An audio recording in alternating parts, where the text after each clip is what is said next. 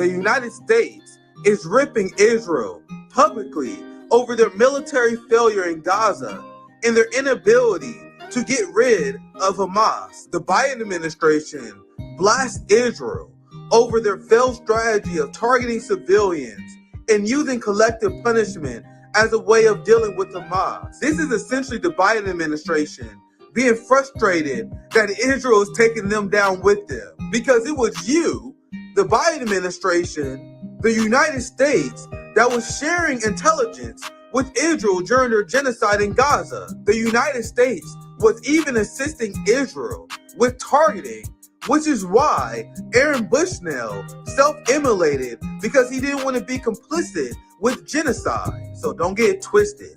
Biden blasting Israeli policy is just them trying to save their own ass. The United States also exposed that despite all the death and destruction, despite all the women and children that Israel murdered, that Israel only killed around 30 to 35% of Hamas fighters. And I cannot emphasize enough that this number is grossly overinflated, because the United States and Israel considers any Palestinian military-aged men killed in the conflict as Hamas militant fighters. Around 70% of the people killed in Israel's genocide in Gaza was women and children, just like in the war on terror. Isn't it interesting that the amount of militants that was killed directly aligns with the amount of young men and men that was also slaughtered during the conflict? The United States is blasting Israel because their genocidal policies just led to a massive boom in recruitment for Hamas. Now we have Hamas that is still around and going through a recruitment boom.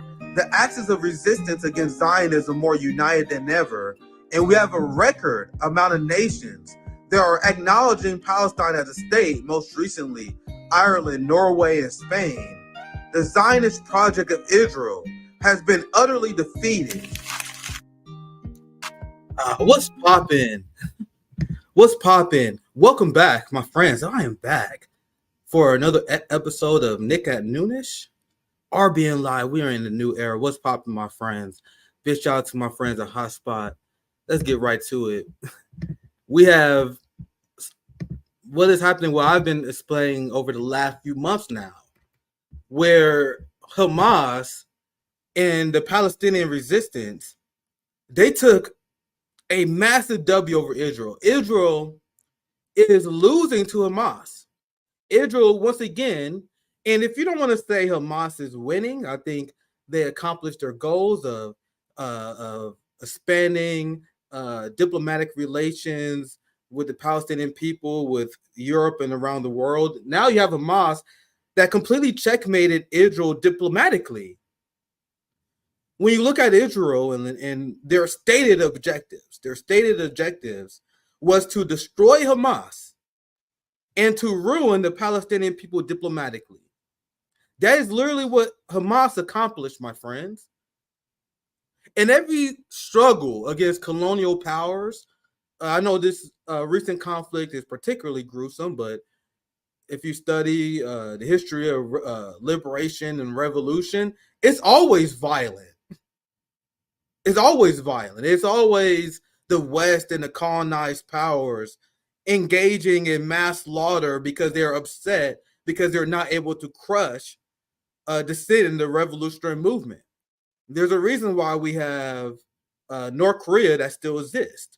North Korea exists because we lost the war in Korea. So what we did in response was to murder around 2 million Koreans. The same with the Viet Cong. We couldn't defeat the Viet Cong, but we slaughtered the Vietnam people engaged in torture. We know the My Lai massacre was just one of many. So this is nothing new when colonial powers are getting their ass whooped, because there's a reason why the IDF is refusing to release casualty numbers.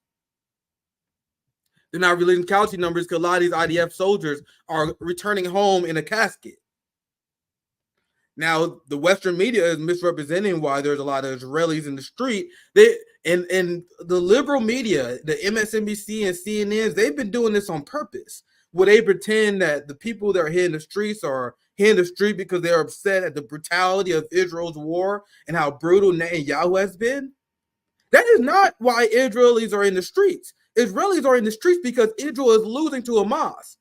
And there's massive casualties in the IDF. And that's why Israel refused to release the death count of IDF soldiers. Israel has suffered a massive cost to this war, my friends. A massive cost. Their economy is in shambles because of the resistance in Ansar Allah, because of multiple boycotts internationally. Israel economy is in shambles. They're losing a ton of soldiers, and they are getting hammered diplomatically in a way that even I didn't see coming, my friends. France and Germany? Bruh. Absolutely did not see this coming. And Israel, Zionists, the West, they're in complete shambles after this announcement that Germany, the EU, and France, they're going to abide by the ICC in the arrest warrant, which highlights, I'm going to get to this very soon, this highlight how Hamas completely and utterly checkmated Israel. My friends, unlike what the West believe, unlike what the genocidal psychopaths in the West believe, you do not win a war by mass slaughtering women and children. That's not how you win a conflict. You have to accomplish your military objectives, and that is not what Israel accomplished. Do you guys know that Hamas freed countless, hundreds of Palestinian prisoners? You had a hostage deal, and God knows where it is now, because I did a hotspot on this.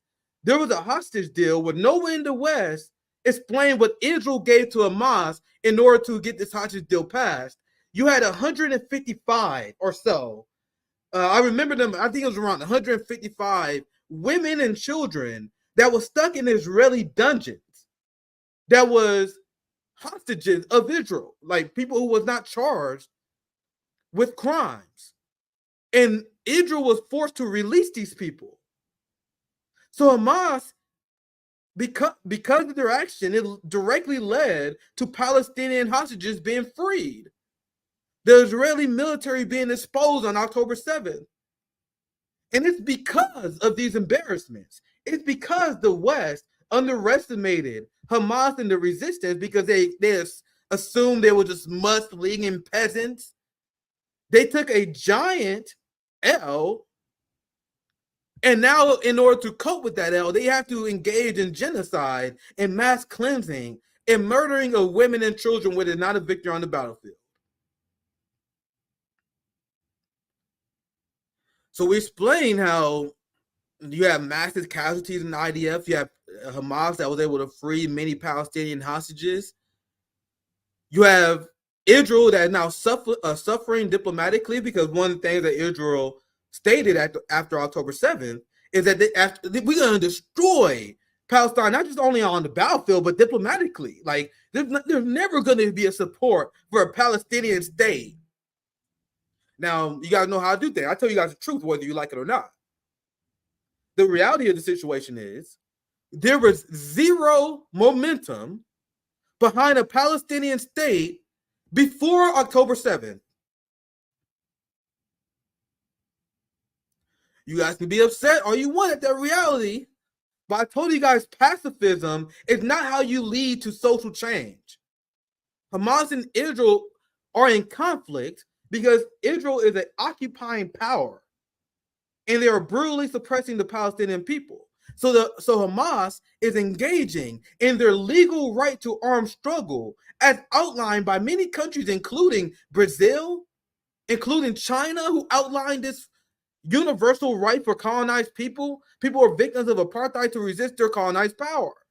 So under this context, there's been a struggle between Israel and Hamas. The difference is October 7th, Israel got their ass beat so bad, they got humiliated so bad, it made international news.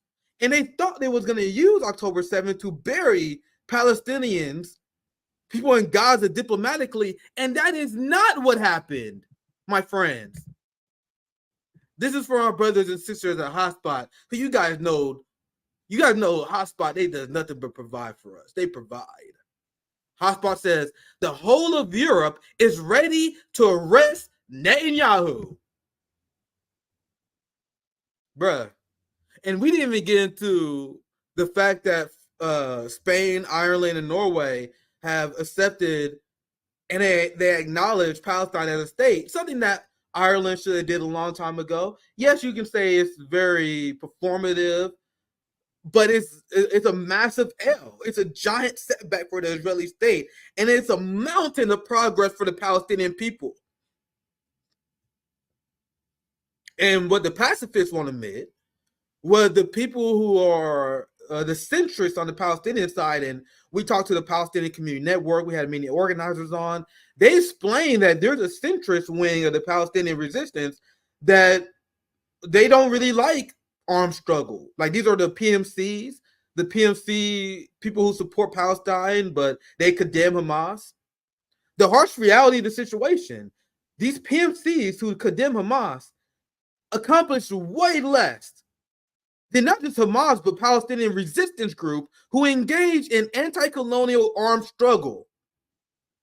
Pacifism is not how you create change when you have the boot on your neck by Zionist fascist thugs in the West. The only thing they know is getting punched in the mouth. A lot of people don't want to admit this, but they are rooting for Iran. They are rooting for Hezbollah. They're rooting for Hamas. I'm one of the few who's willing to admit it. Because you have all these ICC, ICJ resolutions. Excuse me, let me get some drink real quick. You have an ICJ resolution today where they essentially ordered Israel not to go into Rafah. And you want to know what Israel did? They immediately went into fucking Rafah. Anyway, the PMC strategy of relying on these institutions to hold apartheid genocidal regimes accountable has failed. What is causing the damage to the Zionists, not only militarily, what is uniting the region against Israel is the actions of resistance, not the PMCs who've been condemning the actions of resistance. There's a point that no one else is going to make, but this is another example of the PMC pacifist left being ineffective. The reason why you have France and Germany recognizing Palestinian statehood is because Hamas shined a light on the genocidal state of Israel that always existed. They forced Israel to show their hand. I explained how 2023 was the deadliest year for Palestinians in the West Bank. You had Israel that was engaging in mass raids of mosques in Gaza. This war was full-fledged, and one of the reasons why I covered this issue extensively was because I understood this. Understood that they were hitting a boiling point. Big shout out to everyone who also covered this in great detail, like Lee Camp. We just have Liam Cosgrove from the Gray Zone on. They do great work on Israel-Palestine. The people who've been covering this issue before October 7th, we are not the ones who are falling for Zionist talking points saying that Hamas started conflict on October 7th. That is absolutely not what happened. Hamas responded and punched Israel in the fucking mouth. I'm sorry, my team. I told my team I'll clean my language up, which I do need to do. I apologize. And the argument that they would make and the PMCs made was, oh, Hamas is going to cost the Palestinian people diplomatically, and that's not what happened. The genocidal ideology of the Israeli regime was exposed, and now the international community's hands was forced, because as I'm going to play this video where you have France and Germany and the EU acknowledging that they will support the arrest warrant of Benjamin Netanyahu, I don't want you guys to give these people any credit whatsoever. The reason why they are doing this is because there is massive protest in London and in Berlin.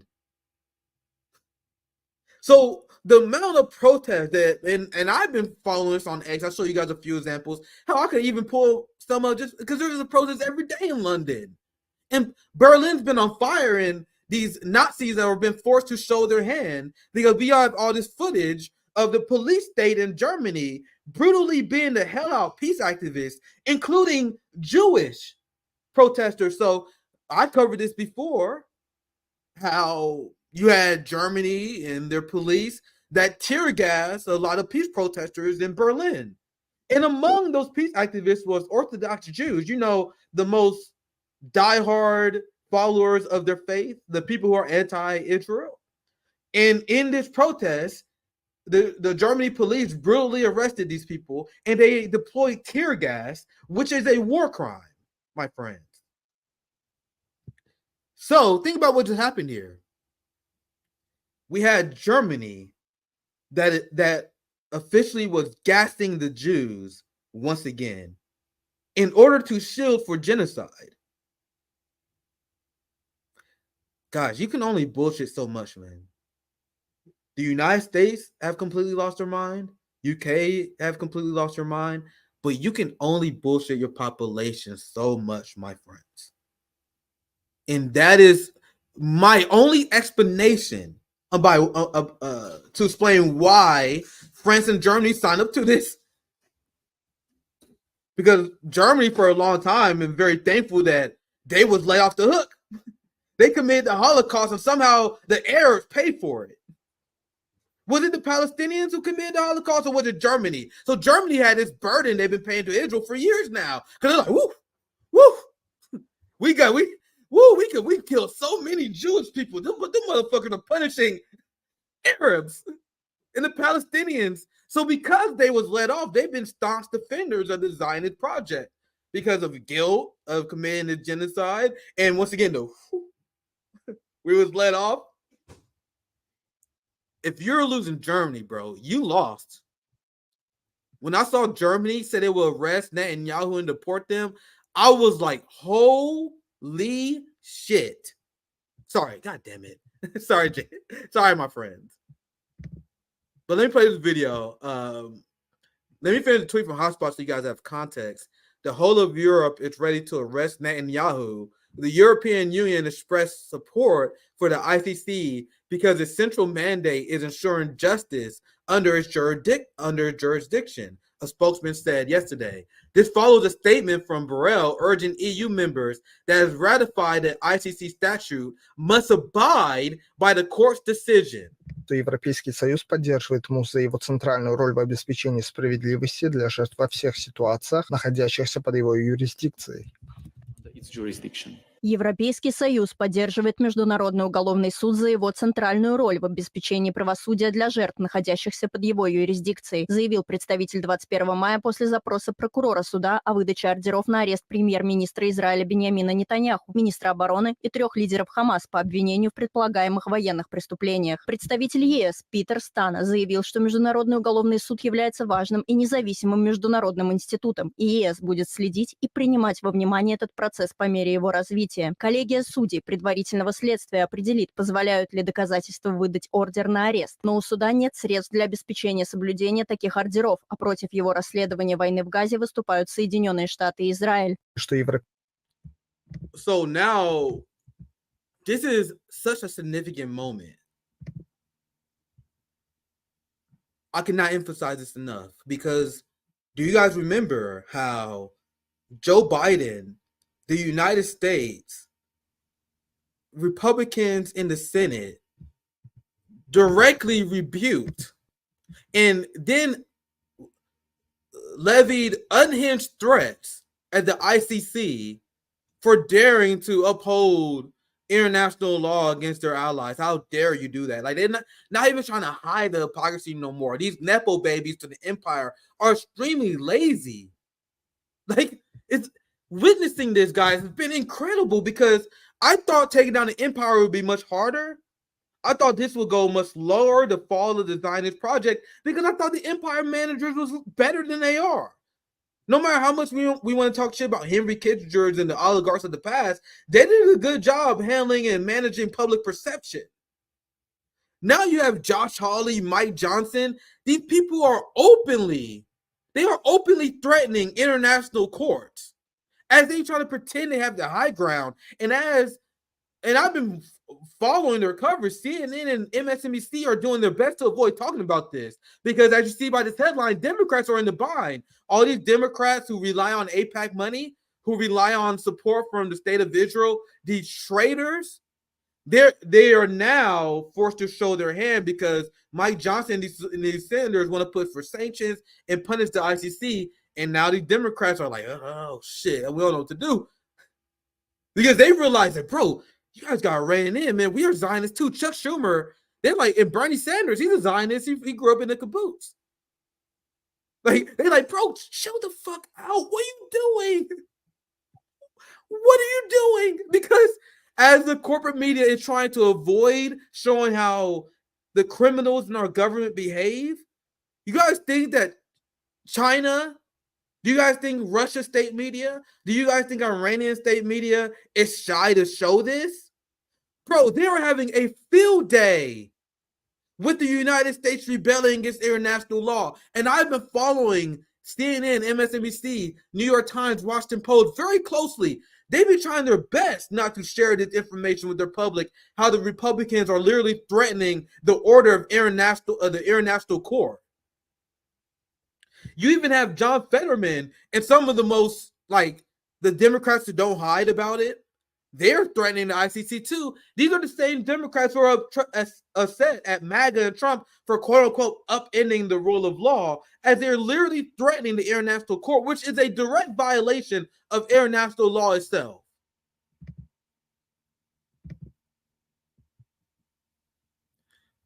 And this is why this is a huge moment, my friends. Because despite the rebuke from Israel, from Joe Biden, I mean, Joe Biden came out hard. He gave an entire whole ass speech talking about how the ICC is in the wrong. Anthony Blinken went on an entire whole ass media tour to explain why the ICC is in the wrong. Despite that, France, Germany, and the entirety of the EU told the Biden administration in the United States to F off.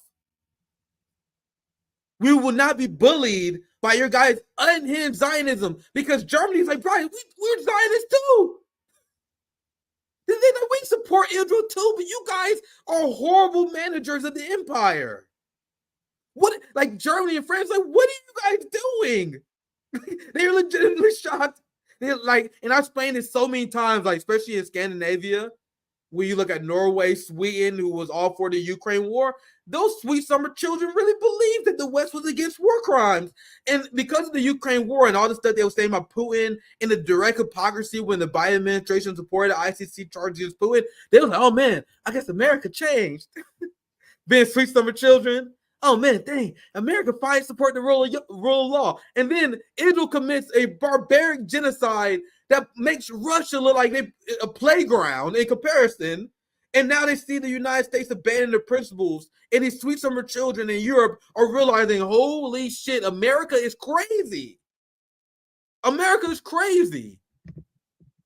And that's why, and this has been an ongoing story regarding like France resisting the United States more. Europe must resist pressure to become America's followers, says Macron, who is absolutely no saint.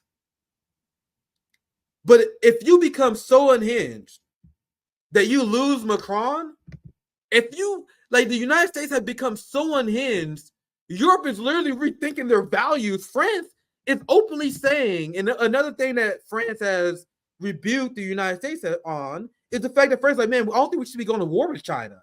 I think we should be working with China. And the right-wing media in the United States had a field day with that quote. They said, oh, this is evidence of the establishment and the ruling class being secretly embedded with the Chinese Communist Party, simply because France said, hey, man, I don't think it's smart for us to go to war with China. Maybe we should work with them in order to uplift our people. And so between the Israel thing, and I see a comment, yeah, Macron is a Zionist, guys. I understand that. But The Israeli Western Project is losing them. Even they are like, we got to follow international law. And that is not like me saying that these are great people. I'm saying this is how far Israel and the West have fallen. To the point where they're losing. They lost support of the world. The United States and Israel is isolated. We're seeing a new era of multipolarity because of the mismanagement of the ruling class over the last 20 to 25 to 30 years, because of the escalation of the U.S. sanction regime that put 1/3 of the world's population under sanctions. The war on terror, the world was on board.